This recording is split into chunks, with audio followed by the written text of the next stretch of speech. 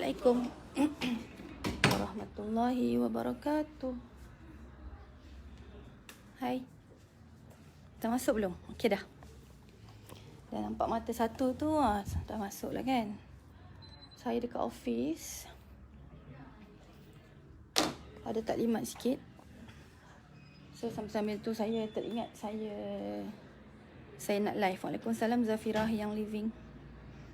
Hai Azisha, Nizam, Washing.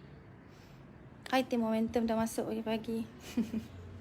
Duduk mana? Duduk sini lah. Allahu Akbar. Okay, bismillahirrahmanirrahim. Rabbi syrah li sadri wa yassir li amri wa ahlul 'uqdatam min lisani yafqahu qawli. Tolong saya ingat. Hai, Waalaikumsalam Hawa, Waalaikumsalam Matlan, Waalaikumsalam Huda, Waalaikumsalam Nakiuddin. Kita cerita-cerita sikit lah, tak tahulah sikit ke banyak. Harap-harap sikit je. Waalaikumsalam Haslina. Thank you Huda Zainal, welcoming. Waalaikumsalam Aziza. Ceria, insyaAllah ceria.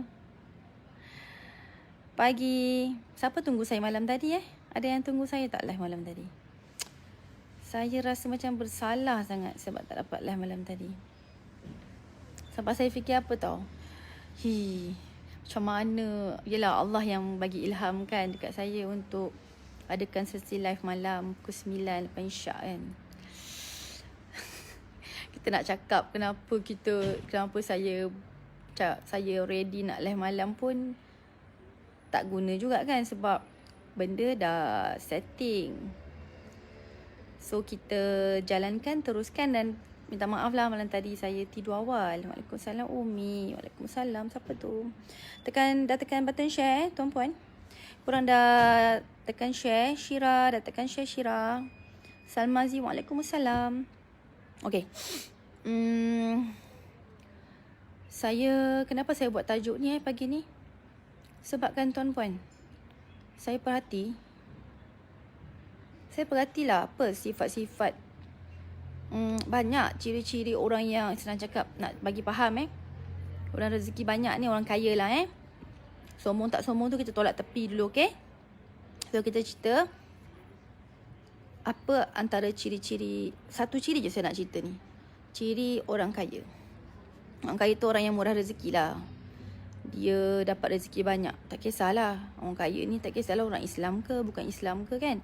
Ramai je yang bukan Islam kaya, betul tak? So kita bukan nak cerita pasal sombong ke tak sombong ke apa ke. Itu individu. Kadang-kadang yang tak kaya pun sombong. So benda tu subjektif. So yang saya nak cerita ni adalah satu ciri orang kaya yang saya perasan, satu sifat orang-orang yang murah rezeki. Kalau dia kata saya tak kaya, tapi tak apalah kalau dia rasa dia tak kaya, tapi dia still lagi murah rezeki. Rezeki turun, tak berhenti-henti, rezeki cukup untuk dia. Habis yang ini, tambah lagi, Allah tambah lagi melalui apa-apa pun, melalui apa-apa medium. Waalaikumsalam Zuzilah Oji. Waalaikumsalam Morning Anawati. Nisa Syaza. Waalaikumsalam. Waalaikumsalam warahmatullahi Nurwani. Dah tekan button share semua yang baru masuk. Belanja saya share. Allahu Akbar. Thank you banyak Nur Aida Anwar. Waalaikumsalam Azhar. Waalaikumsalam Aimi Daldura. Okay. Antara yang saya suka bila saya buat live ni, saya nampak nama-nama yang unik-unik. Kotak nama kita kan Nurul, tak Nurul Siti kan. Nur Falisa. Waalaikumsalam. Lepas tu saya suka sebut nama orang. Nur Qasah ke? Betul ke tu? Aidah.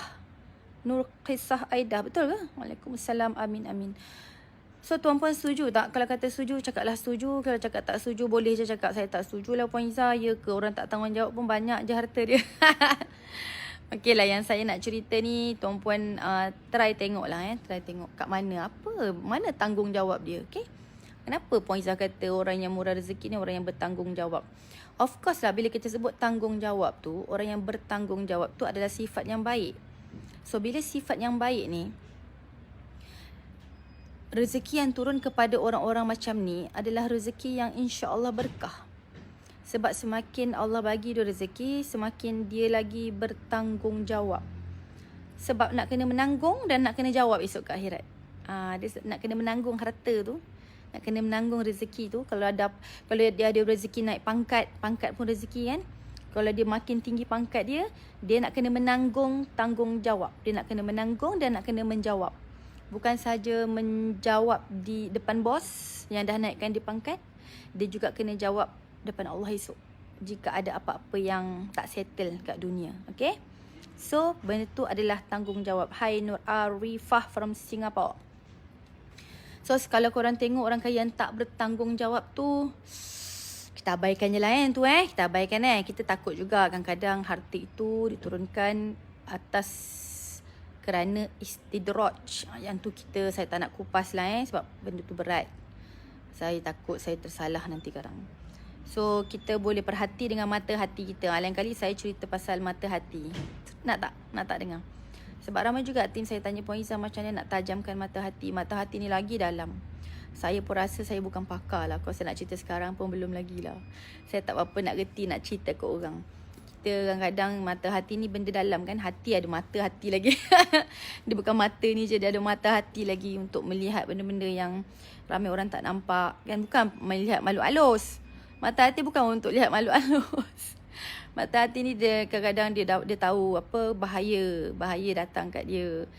Orang ni berbahaya, orang ni baik, kita boleh dekat, boleh kawan. Orang ni agak berbahaya, suka mengambil kesempatan. So kita kena jauhkan. Bukan kita menyampah kebenci. Semalam ada yang tanya saya, Puan Izzah, boleh tak kita tak sayang orang kerana Allah? So saya cakap yang paling tepat bukan tak sayang orang.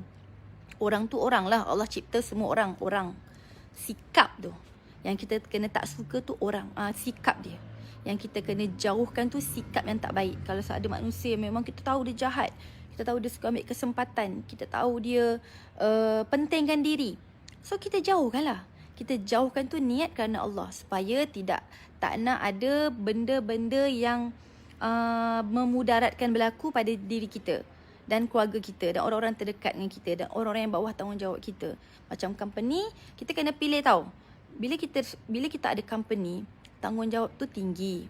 Sebab kita bertanggungjawab bukan sahaja beri gaji.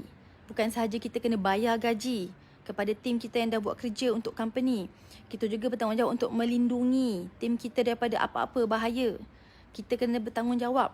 So kita kena tapis orang-orang yang datang kepada company kita.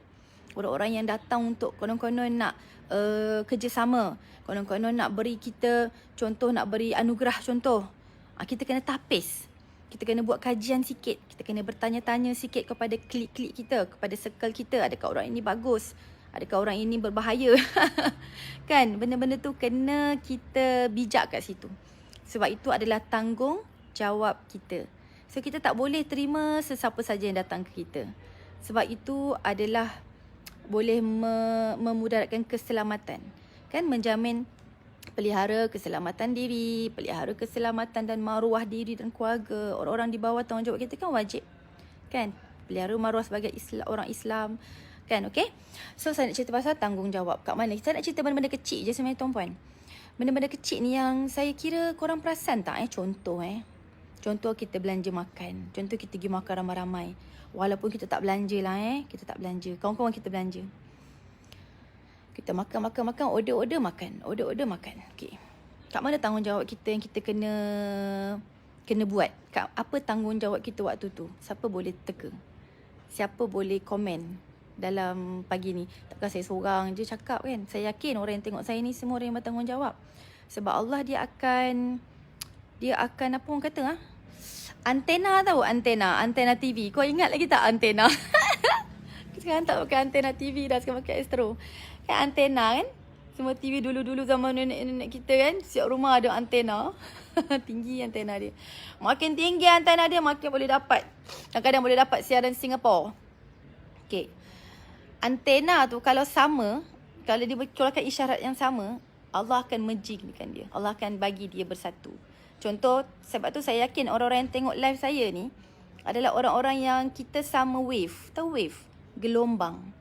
Kita contoh gelombang apa? Okay, contoh kita bersangka baik kat orang. Betul juga tu kata Lai Adam, bersangka baik sangat pun dia macam ni. Dia apa-apa kita buat, ambil yang tengah-tengah. Ambil yang sedang-sedang saja, sederhana. Kalau sangka baik, jangan sangka baik sangat. Dia jangan perkataan sangat tu. Kalau baik-baik sangat, sangat tu bahaya. Islam pun dah ajar apa-apa sederhana. Bukanlah kata jangan buat baik. Ini kita kena buat baik separuh, buat jahat separuh. Bukan.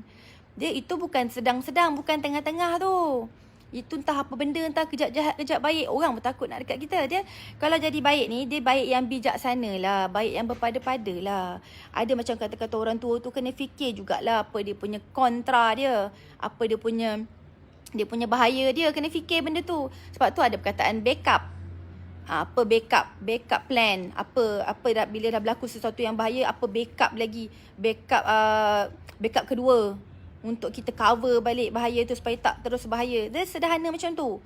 Okay, faham saya harap korang boleh faham lah. So kita adalah satu wave yang macam mana? Mungkin korang adalah orang berpagi-pagian, kita ramai-ramai ni gelombang sama, yes Zafira. Mungkin kita adalah orang yang suka tolong orang. Mungkin juga kita adalah di kalangan tuan-puan, mungkin orang yang menjaga solat sunat, bangun di awal pagi, pukul 4-5 pagi dah terbangun. Kan? Mungkin wave-nya di situ. Saya sangat yakin, sebab itu saya sangat yakin tuan-puan, bila kita nak orang-orang baik datang dekat kita, bila kita nak minta ke Allah, ya Allah, jauhkan aku dari orang-orang yang berbahaya, jauhkan aku daripada orang-orang yang zalim, daripada kaum yang zalim, lagi menzalimi diri mereka sendiri. Kita sendiri kena adakan wave gelombang yang baik. Yang macam mana kita nak orang datang kat kita. That's why bila pasangan pun sama. Bila pasangan tu, saya link sikitkan lah walaupun saya nak cerita pasal tanggungjawab. Yalah, pasangan pun tanggungjawab kan. Bila kita rasa nampak sesuatu yang kurang enak pada pasangan kita, oi, kenapa pasangan aku tak reti hormat orang tua aku? Kenapa pasangan aku tetamu datang tak mau layan? Sometimes kita kena tengok balik diri kita. Agak-agak dulu-dulu pernah tak aku buat macam tu? Pernah tak aku pilih-pilih tetamu mak ayah kita terima tetamu, ada yang kita nak layan, ada yang kita tak nak layan, ada yang kita masuk bilik baca buku, ada yang kita tengok TV biarkan. Ada tak kita buat macam tu? Tak pun. Ada tak bila tetamu suami kita datang, kita pilih-pilih macam ni kawan aku, suami aku punya kawan ni tak kena mengena dengan aku ni. Ni yang datang, contoh kalau kita buat majlis kan, kita hanya layan yang kawan-kawan kita je. Yang kawan-kawan kita datang, kita, kau apa khabar? Yang suami punya kawan tu kita buat-buat tak pandang je. Sebab kita kata, aku dah sibuk ni layan kawan aku. Ada tak macam tu kadang-kadang? Apa kata kita muhasabah diri kita? Sebab sometimes ujian, kan saya cakap semalam, apa-apa Allah bagi ujian yang orang-orang keliling kita, sebenarnya Allah nak uji kita. Dan bila Allah kata Allah nak uji, tu maksudnya Allah nak angkat martabat. Waras Syam Syawal. Dia tanya khabar puan. Sorry saya tengok ni tuan-puan semua dah masuk ni. Waalaikumsalam semua. Dah tekan button share ke belum? Tekan. Saya nampak love and like sangat banyak. Thank you so much. So saya nak cerita sikit tentang tanggungjawab. Bila kita makin bertanggungjawab, rezeki akan mudah masuk. Rezeki akan masuk tak putus-putus. Mungkin cukup untuk kita. Kita kan selalu doa, ya Allah berikan kami rezeki yang mencukupi untuk kami, sehingga kami tidak sampai meminta-minta pada orang lain. Kan kita kena doa macam tu selalu. So saya nak cerita tadi, saya baru cakap tentang wave, gelombang yang sama. That's why tuan-puan, saya bukan kita kata tak kisah. Makin ramai yang tengok saya live, makin ramai yang tengok suami saya live, makin ramai yang tengok tim Momentum live, kami sangat gembira. Sebab kami tahu yang kami nak share ni adalah perkara-perkara yang kalau apa orang panggil, kalau tengok live apa, panggil follower boleh tak? Kalau yang follower kami tengok ni, follower kami buat apa yang kami share tu, insya-Allah baik daripada follower tu, baik daripada korang. Kalau korang buat apa benda, kalau contoh hari ni saya cakap pasal tanggungjawab, kalau korang teliti balik, saya ni bertanggungjawab ke tidak, saya nak jadi orang yang bertanggungjawab lepas ni, kat mana lagi saya nak bertanggungjawab, kalau kat sini kat mana saya nak bertanggungjawab. So baik dia tu, kesan daripada tuan-puan berubah menjadi orang yang lagi tanggungjawab tu, dia punya kesan tu tuan-puan yang dapat. Korang yang dapat sendiri. Anak-anak korang yang dapat. Oh, dia ni mak bapak dia tanggungjawab orangnya. So, orang sayang tak anak kita? Sayang. So, kalau apa-apa anak kita susah esok walaupun kita tak ada, orang nak tolong tak? Tolong. Sebab orang tahu mak bapak dia ni tolong orang. Mak bapak dia ni walaupun sibuk kerja, tapi still lagi sedekah, sumbang.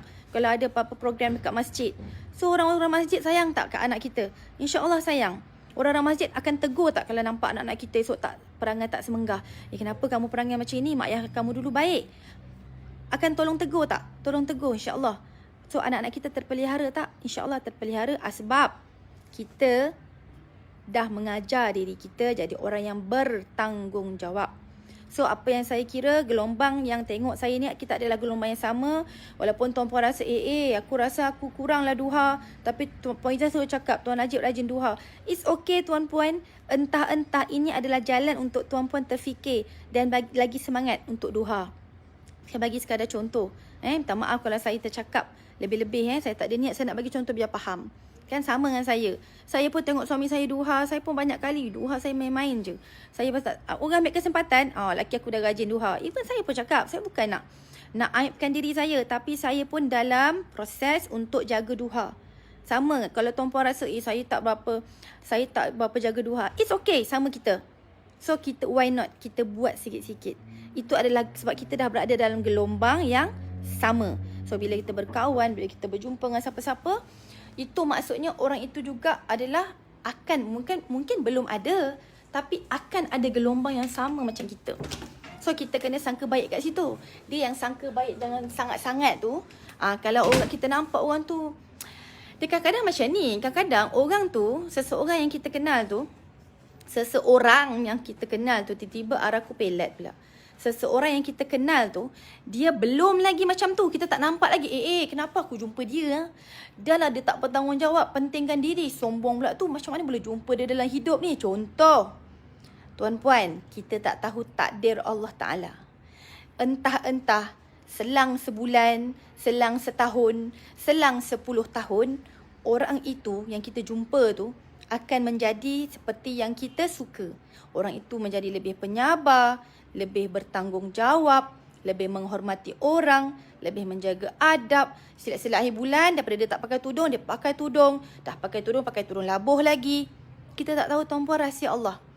Kita sangka baik kat situlah. Tapi kalau kita tengok orang ni macam, kenapa aku jumpa dia ni macam jahat je ni. Kita larikanlah diri dulu.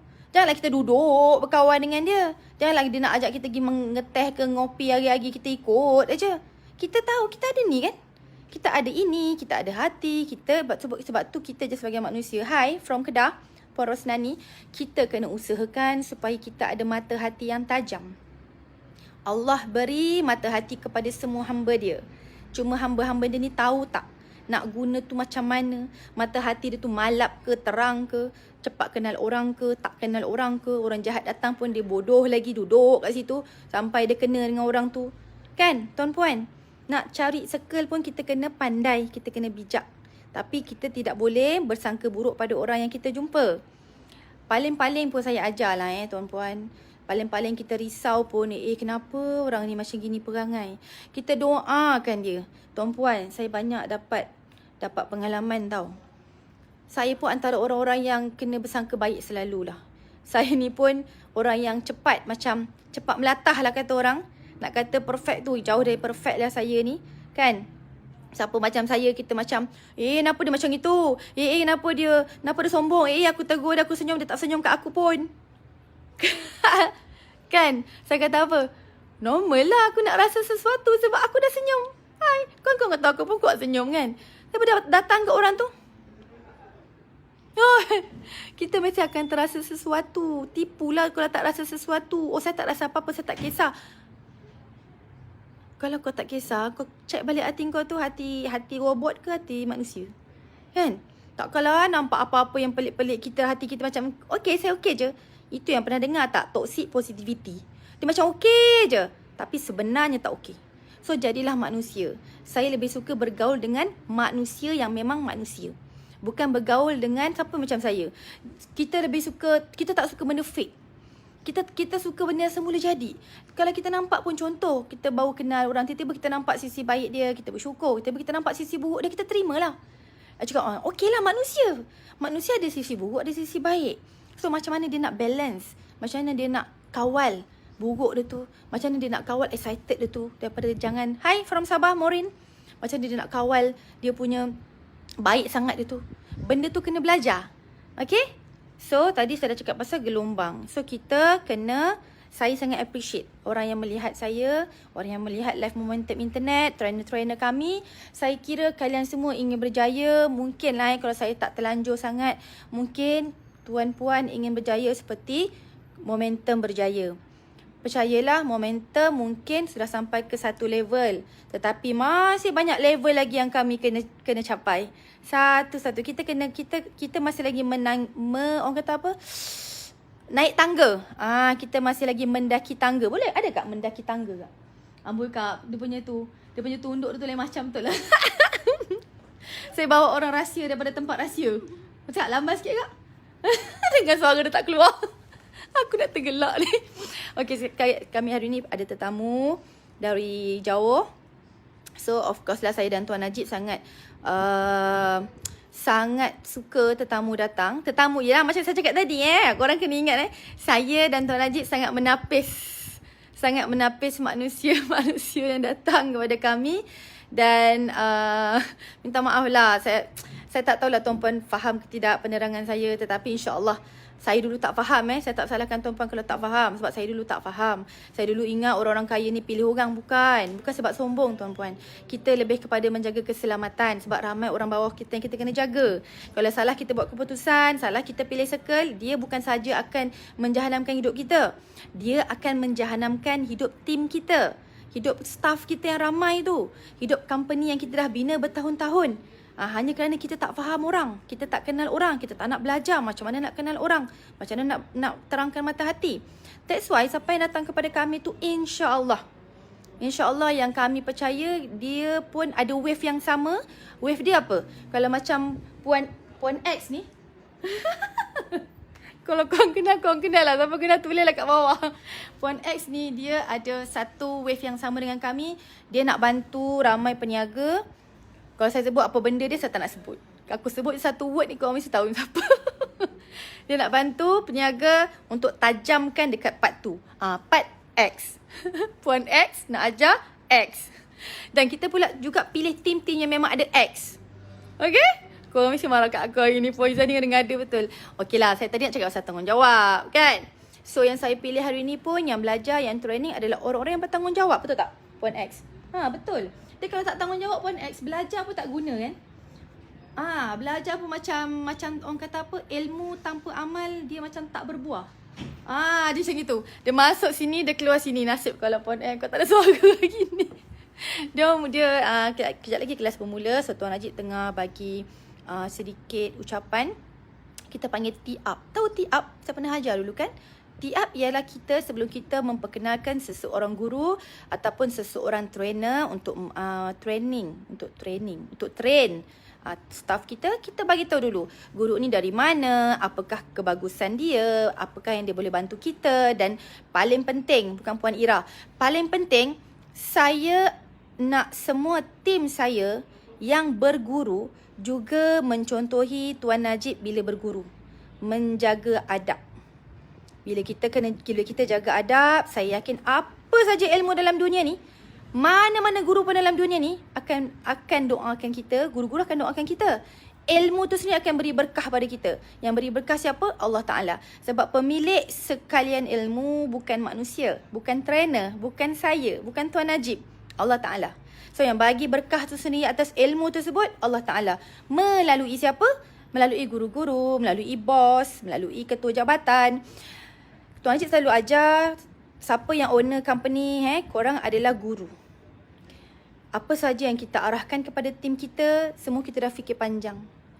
Kadang-kadang tim tak faham. Dan sebab tu ada tim yang tak nak buat.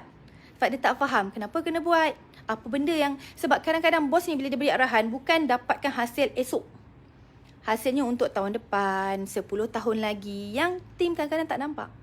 That's why, cukup kami ajar tim kami, anggap bos, anggap ketua jabatan sebagai guru. Bila kita anggap sebagai guru, kita akan respect. Kita akan letakkan adab. Setuju ke, tak setuju ke, pening ke, tak pening ke, buat. Sebab bos dah suruh. Perangai itu kena ada kepada semua staff. Even lah korang kerja di swasta ke, kerajaan ke. Sebab yang bagi berkah, yang nampak usaha korang tu mentaati perintah atasan, bukanlah orang atas tu sendiri. Kadang-kadang bos dah bagi arahan, dia tinggal je. Ada, saya tak nafikan, ada bos yang tak tanggungjawab. Dia bagi-bagi gitu je, dia tak nak fikir pun tim dia penat ke, benda ni berkesan ke, benda ni ada apa, ada hasil ke, benda ni tak ada hasil ke, benda ni dia tak fikir pasal tim tu. Ada, tapi percayalah, bos-bos yang macam tu tak tahan lama pun. Kalau dia buat bisnes pun, bisnes tu sendiri tak tahan lama. Percayalah tuan-puan. Tetapi yang tahan lama, yang memang dia dipercayai, yang dia dah pegang jawatan tu lama adalah sebab dia. Mungkin kita tengok, kita orang bawah suka tengok orang atas tak betul. Apalah bos ni, kenapalah dia pilih jadi bos, contohlah dekat jabatan kerajaan ke apa, kenapalah dia jadi pengarah pendidikan, contoh. Tetapi tuan-puan, kalau dah antara yang tak terbaik, dia yang paling terbaik, apa kita nak buat? Dah kalau dia seorang je ada perangai macam itu, tanggungjawab ataupun rajin, orang lain tak rajin, tak kira lah dia kaki bodek ke tak. Dan memang tak ada orang lain. Kalau ada orang lain, tentu orang lain tu naik. Tuan-puan, kita tak payah nak banyak fikir pasal benda-benda atas. Kita hanya kena tumpukan pada benda-benda bawah kita, pada apa-apa yang kita kena tanggungjawab. Contoh tadi saya sambung tempat makan. Tak ada siapa pun komen, kalau kat tempat makan apa tanggungjawab dia. Yang tanya pun tidak, apa dia pun Izzah. Actually, kalau kita sedang makan, sama ada kita belanja orang atau dibelanja orang, tanggungjawab kita adalah habiskan makanan. Kalau tak habis pun kita bungkuslah sikit, bawa balik. Ataupun kita paksalah pasangan kita habiskan. Tu memang kerja saya lah tu. Saya akan suruh Tuan Najib habiskan. Saya akan bagi sesudu kat pinggan dia. Sebab saya rasa bersalah. Pertama, of course kita rasa bersalah dengan Allah sebab tu rezeki Allah bagi. Kedua, of course kita rasa bersalah dengan orang yang belanja. Sebab orang yang belanja tu guna duit dia. Dia nak cari duit susah tuan-puan. So kita fikir, duit ni dia belanja, dia nak cari duit susah. So why not kita makan habis. Sejuk sikit hati dia. Macam itulah lebih kurang kita didik kita ni bertanggungjawab. Contoh kalau kita dah masak ataupun mak kita dah masak, perut dah kenyang ni. Tapi kita tahu tanggungjawab dengan mak tu apa? Bila mak dah masak, makan. So makanlah sikit tuan-puan. Jangan fikirkan sangat, aku tak makan ni. Aku tak suka ni. Aku dah kenyang. Tuan-puan, memang betul tuan-puan tak bersalah pun. Sebab tuan-puan akan cakap, oh bukan saya suruh masak. Bukan, saya dah memang dah kenyang. Saya dah cakap awal-awal. Betul tuan-puan. Tapi tuan-puan perasan tak? Kadang-kadang kenapa Allah takdirkan waktu kita dah kenyang tu, waktu tu lah makanan sampai. Waktu kita dah kenyang tu, waktu tu lah mak bapak kita boleh lepas masak. Tiba-tiba kita datang, kita dah makan kat rumah, kita datang rumah mak abah kita, tiba mak abah kita hidang makanan. Korang ingat itu memang saja-saja Allah Ta'ala takdirkan macam tu. Allah Ta'ala nak tengok kita ni anak yang bertanggungjawab ke, anak yang pentingkan diri, pentingkan perut, dah kenyang dah lah macam tu. So why not ada ruang tu. Allah yang Ta'ala yang cipta ruang dalam perut kita tu tuan-puan. Allah Ta'ala yang cipta juga gemuk ke kurus. Saya selalu ajar diri saya, tak adalah gemuk sangat lah kalau kita menyantuni orang yang dah masakkan kita. Tak ada gemuk sangat lah kalau kita menyantuni tuan rumah. Contoh saya pergi Kedah, saya dalam diet tau masa tu dah turun 2 kilo. Tapi saya cakap dengan diri saya, Izzah, lebih utama jaga adab dengan tuan punya negeri. Kawan-kawan kita kat Kedah. Lebih utama makan daripada kita cakap saya diet, saya tak makan, saya tak apalah, tak nak makan malam lah. Tuan-puan, hari tu ada rezeki, esok lusa belum tentu tuan-puan. Nak kurus boleh sambung kurus balik. Saya pun dah tengah sambung diet balik. Turun juga Allah Ta'ala bagi turun. Yang bagi turun tu Allah Ta'ala. Adalah pangan-pangan yang kita kena settlekan juga. Bukannya tak semenggah kau nak diet selagi kau makan apa saja. Kan? Yang tu pun kena tengok juga. Okay. Tanggungjawab lagi apa? Baju. Saya selalu perhati. Saya dah ada bibik dalam 10 orang. So saya perhati perangai bibik-bibik saya ni Saya tengok okey betul lah Allah Ta'ala bagi rezeki lebih kepada orang-orang yang ada tanggungjawab tinggi. Ada di kalangan bibik-bibik saya yang dulu-dulu dah ramai kan bibik-bibik saya dah 10 orang. Di kalangan bibik-bibik saya yang jenis kalau suruh baru buat. Kalau tak suruh dia buat tak tahu, buat tak nampak. Main phone, tidur. Saya memang bagi bibik saya tidur tengah hari, main phone Saya bagi. Tapi saya lebih kepada nak menengok apa perangai dia sebenarnya. Kadang-kadang saya cakap juga, handphone tu letak dulu. Ni kerja banyak lagi nak kena buat. Tapi dalam proses saya ada bibik selama beberapa tahun ni, selama 12 tahun, 11 tahun. Saya menilai, saya belajar sesuatu, saya kata, saya cakap dengan bibik saya sebelum ni pun. Bibik nak murah rezeki, kena ada sikap tanggungjawab. Termasuk kalau bibik bekerja, tuan-puan pun bekerja bukan? Ramai yang bekerja kan? So kalau kita bertanggungjawab pada kerja kita tanpa disuruh, buat lebih baik, bos suruh buat ABC, kita buat ABCD, ataupun kita buat ABCDE sampai Z, kan? Benda tu semua mungkin bos tak nampak sekarang. lama-lama baik tu akan terbau juga. Wangian tu akan terbau juga oleh orang lain, jauh atau dekat, dengan izin Allah tuan-puan. Kalau buat jahat sekalipun, kalau kita malas kerja, tuang kerja, kalau kita tak tanggungjawab, kita pentingkan diri, tuan-puan ingat orang tak perasan. Dengan izin Allah, orang-orang keliling kita akan perasan. Dengan izin Allah, bukan sampai 10 orang. Bibik saya bukan 10 orang. Bibik saya dah 10 orang. Yang salah faham tu Kang, viral Kang. Bibik Tuan Najib 10 orang. Janganlah. Bibik saya 2 orang je. Baru-baru ni sampai seorang lagi untuk cover sebab lagi 2 orang nak balik dah.